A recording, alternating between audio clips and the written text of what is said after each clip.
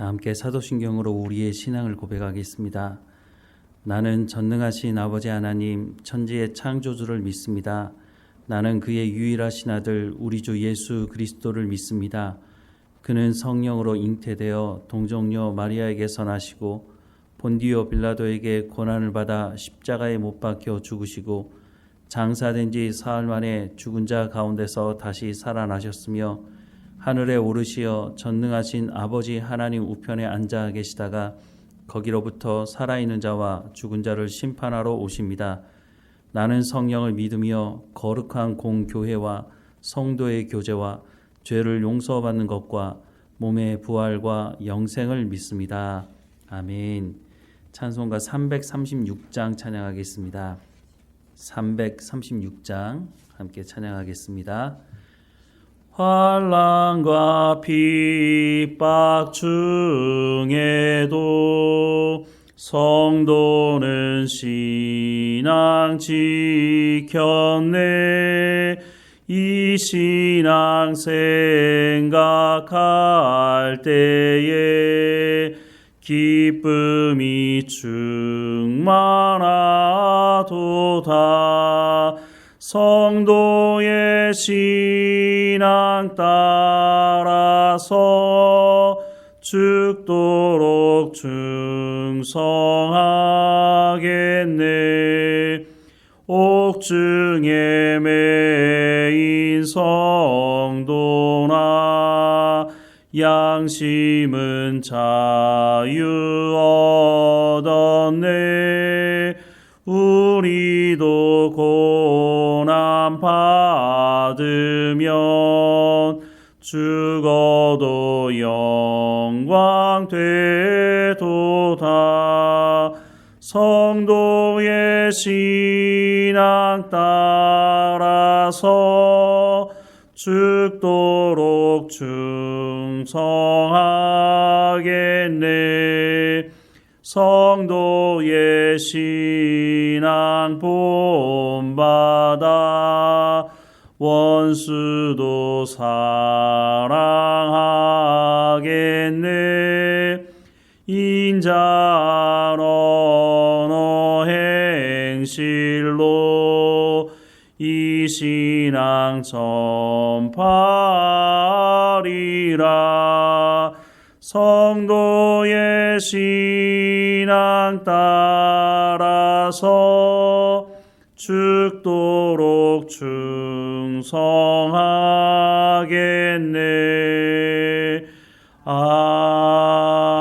아멘. 오늘 하나님께서 우리에게 주시는 말씀은 요한복음 3장 22절에서 36절까지 말씀입니다. 요한복음 3장 22절에서 36절까지 말씀 우리 함께 읽겠습니다. 그 후에 예수께서 제자들과 유대 땅으로 가서 거기 함께 유하시며 세례를 베푸시더라. 요한도 살렘 가까운 에논에서 세례를 베푸니 거기 물이 많음이라. 그러므로 사람들이 와서 세례를 받더라. 요한이 아직 옥에 갇히지 아니하였더라. 이에 요한의 제자 중에서 한 유대인과 더불어 정결 예식에 대하여 변론이 되었더니 그들이 요한에게 가서 이르되 랍비여, 선생님과 함께 요단강 저편에 있던 이 곳 선생님이 증언하시던 이가 세례를 베풀매 사람이 다 그에게로 가더이다. 요한이 대답하여 이르되 만일 하늘에서 주신 바 아니면 사람이 아무것도 받을 수 없느니라. 내가 말한 바 나는 그리스도가 아니요 그의 앞에 보내심을 받은 자라고 한 것을 증언할 자는 너희니라. 신부를 취하는 자는 신랑이나 서서 신랑의 음성을 듣는 친구가 크게 기뻐하나니 나는 이러한 기쁨으로 충만하여노라. 그는 흥하여야 하겠고 나는 쇠하여야 하리라 하니라.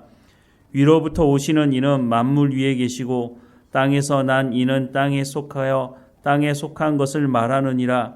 하늘로부터 오시는 이는 만물 위에 계시나니 그가 친히 보고 들은 것을 증언하되 그의 증언을 받은 자가 없도다.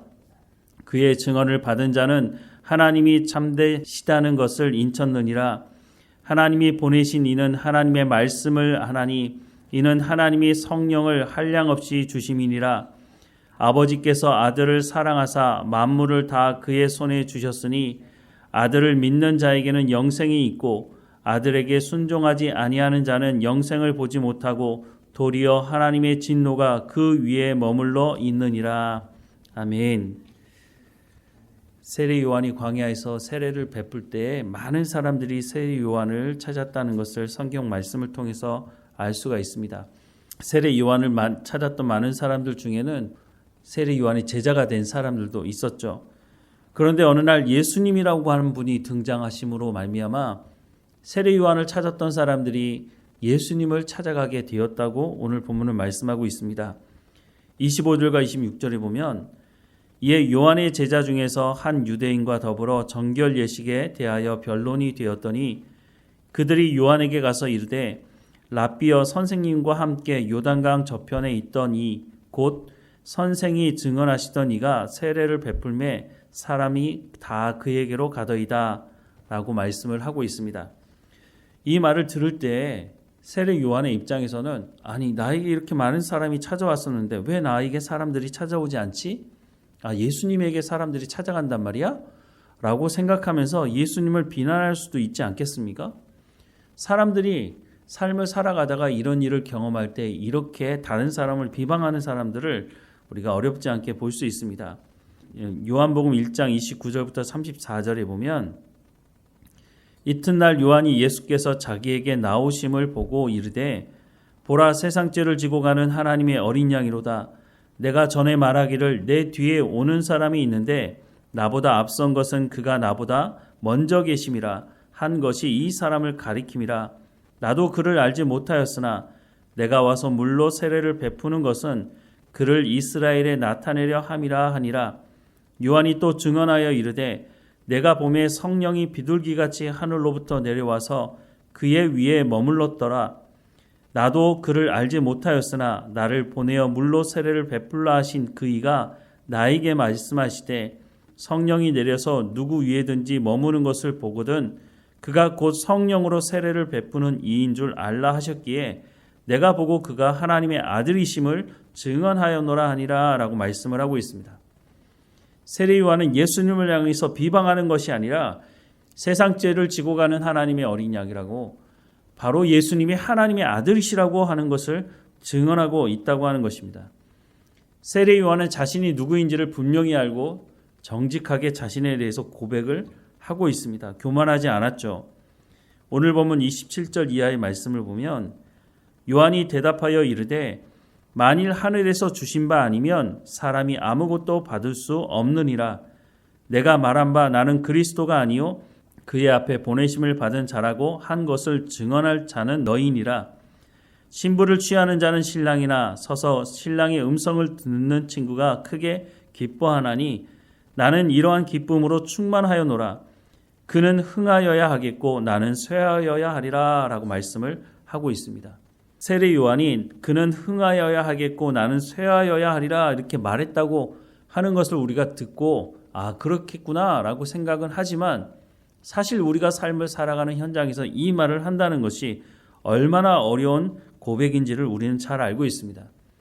자신이 이루어놓은 업적이나 자신이 이루어놓은 그런 뒤를 위협하는 사람들이 있다면 보통 사람들은 어떻게 합니까? 그 자리를 위협하는 사람들을 향해서 비방하고 아니야 저 사람은 뭔가 문제가 있어 라고 하는 것처럼 사람들이 그 사람들에게 가는 것을 저지하고 못 가게 하려고 하는 모습들을 우리가 어렵지 않게 확인할 수 있다는 것입니다. 교회 안에서도 이런 일과 비슷한 일들이 있는데요. 담임 목사보다 설교를 잘하는 부목회자가 있을 때 야, 너 그래 설교 잘한다. 더 열심히 공부해라. 더 많이 내가 설교할 기회를 줄 테니까 더 열심히 준비해서 설교를 해라. 이렇게 말하는 목회자 없지는 않지만 대부분의 목회자들이 어떻게 합니까? 자기보다 설교를 더 잘하는 부목회자가 있으면 시기하고 비방하고 심지어는 교회에서 쫓아내는 일도 심심치 않은 것을 우리가 확인할 수 있다는 것입니다. 그런데 세례 요한은 그렇지 않았다는 겁니다. 그는 흥하여야 하겠고 나는 쇠하여야 하리라. 나는 하나님께 받은 사역이 이것이기 때문에 이 사명을 내가 감당한 그 뿐이다 라고 하는 것을 분명하게 고백하고 있다고 하는 것입니다.